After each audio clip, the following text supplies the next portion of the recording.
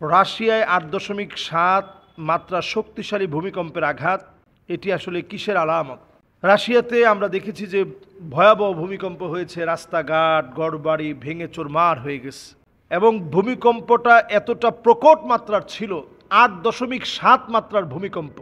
এরকম ভূমিকম্প সচরাচর এই পৃথিবী তেমন দেখে না। কখনো যদি দেখে তাহলে প্রকম্পিত একটা চিত্র দেখে, আল্লাহ রাব্বুল আলামিনের আযাবের ভয়াবহ একটা থাবা দেখে। আল্লাহ তাআলার আযাবটা এতটা ভয়াবহ। এই ভূমিকম্প আল্লাহ রাব্বুল আলামিনের একটা আযাব। আল্লাহ রাব্বুল আলামিনের আরও একটি আযাব হচ্ছে ভূমিধস। ভূমিকম্প ভূমিধস এগুলো একসাথে আসে। ভূমিকম্পের পরবর্তী সময়ে ভূমিধস হয়, কখনো কখনো আগে ভূমিধস হয় পরে ভূমিকম্প হয়। কখনো কখনো আল্লাহ রাব্বুল আলামিন এক বছরে ছোট ছোট অনেকগুলো ভূমিকম্প দেন। কাসরাতুজ জালাজিল, একটার পর একটা অনেক অনেক অনেক ভূমিকম্প হবে। কিয়ামতের আগে নবী সাল্লাল্লাহু আলাইহি সাল্লাম বারবার অধিক পরিমাণ ভূমিকম্পের কথা বলেছেন। অধিক পরিমাণ ভূমিকম্প হওয়ার অন্যতম কয়েকটি কারণ আছে। এই কারণগুলো এখন আমাদের সমাজে পুরোপুরি বাস্তবায়িত হয়েছে,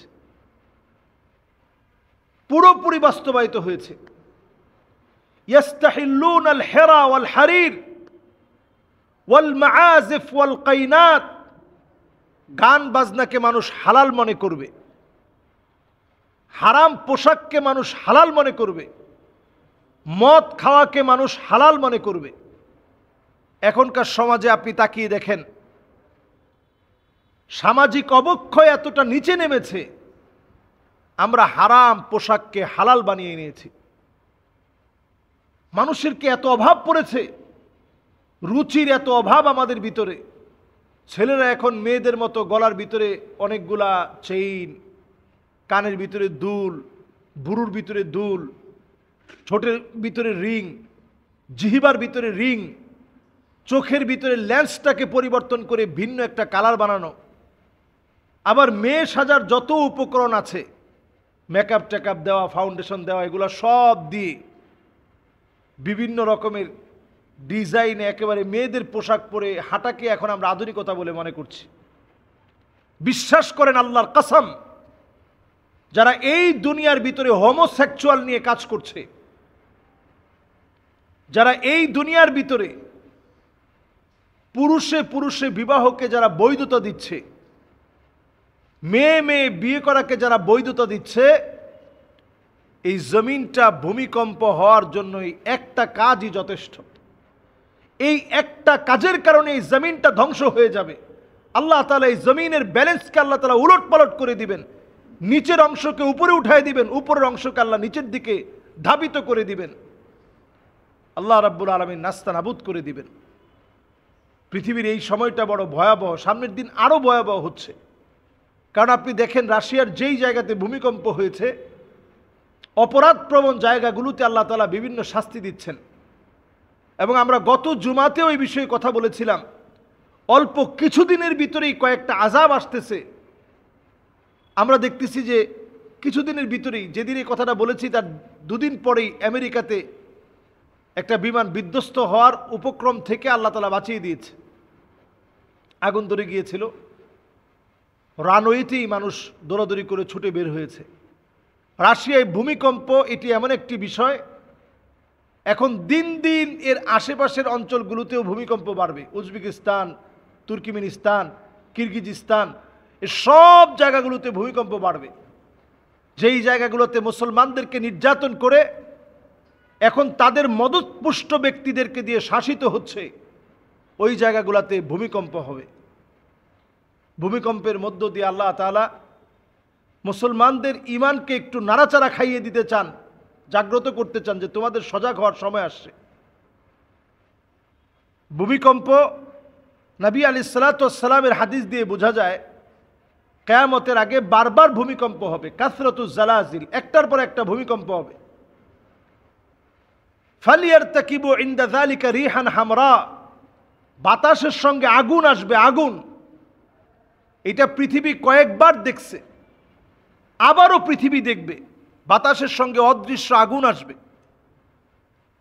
আমরা এই পৃথিবীর ফুসফুসকে জ্বালিয়ে দিয়েছি, এই জন্য বাতাসের সঙ্গে আগুন আসতেছে। এমনকি বাংলাদেশের কিশোরগঞ্জের বিভিন্ন হাওরের ভিতরে পর্যন্ত এই আগুন আসছে, মানুষ কেউ জানেই না যে আগুন ধরল কেমনে, উৎস কি। এই অদৃশ্য আগুন চতুর্দিকে ছড়িয়ে পড়বে। নবী আলাইহিস সালাম এরপরে বলছেন, ফালিয়ারতাকিবু ইনদা যালিকা রিহান হামরা খাসফান ওয়া মাসখান ওয়া কাযফা। এমন অবস্থা হবে, ভূমিকম্প হবে, ভূমিধস হবে, হাজার হাজার মানুষ নিরাপত্তাহীনতায় ভুগবে। আমি আমার বাংলাদেশকে বলি,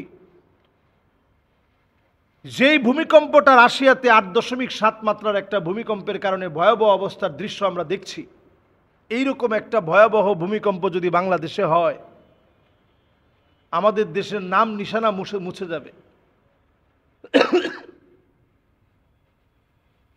আগামী 100 বছরের জন্য বাংলাদেশটা পিছিয়ে যাবে।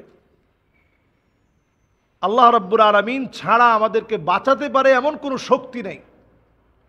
টেকটনিক প্লেটগুলো আমাদের দেশে সরে গিয়েছে, মাঝখানে ফাটল দেখা দিয়েছে। ভূমিকম্প শুধু রাশিয়ায় না, অচিরে আপনারা খবর নিবেন, খবর পাবেন, ভারতে একটা ভয়াবহ ভূমিকম্প হবে। এই ভূমিকম্পে কেঁপে উঠবে ভারত, এবং ভারতের বিভিন্ন দিক একেবারে মূল দিক থেকে বিভক্ত হয়ে যাবে। আমাদের দেশের জন্য আশঙ্কাটার শেষ নাই, কারণ আমরা গুনার সাথে প্রতিযোগিতা লাগিয়েছি। প্রতিনিয়ত কে কার চাইতে বেশি গুনাহ করতে পারে সেই প্রতিযোগিতা আমরা করছি। এই প্রতিযোগিতামূলক গুনাহের অধ্যায় যদি আমরা না ছাড়ি, আল্লাহ রাব্বুল আলামিন আমাদেরকে এই আযাব থেকে আল্লাহ তাআলা রেহাই দিবেন না। বিমা কাসাবাত আইদিন নাস, এটা আমরা হাত দিয়ে আযাবটাকে অর্জন করে এনেছি। কোরআনুল কারীম আল্লাহ তাআলা বলছেন, আওয়ালা ইয়ারাউনা আন্নাহুম ইফতানুনা ফি কুল্লি আমিন মাররাতান আও মাররাতাইন সুম্মা লা ইয়াতুবুনা ওয়ালা হুম ইয়াযাক্কারুন। প্রত্যেকটা বছরে একবার কিংবা দুবার আমি আল্লাহ তাআলা তোমাদেরকে পরীক্ষা নিই। বাংলাদেশের উপরে অনেক পরীক্ষা গিয়েছে, আল্লাহ সহজ করে দিয়েছেন। রাশিয়ার এই ভূমিকম্প আমাদেরকে সজাগ করে দিচ্ছে যে সামনের দিনে যে অনেক ভয়াবহ বড় বড় ভূমিকম্প হবে, ভয়াবহ ভূমিকম্প হবে, সারা দুনিয়ার জন্য একটা মেসেজ দিয়ে দিয়েছে রাশিয়ার এই ভূমিকম্প।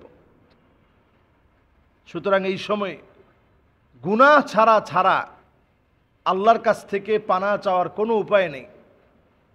আপনারা লাস ভেগাসে দেখেছেন, লস অ্যাঞ্জেলেসে আপনারা দেখেছেন, দাউ দাউ করে আগুন জ্বলে উঠেছে, আগুনের উৎস কেউ জানে না।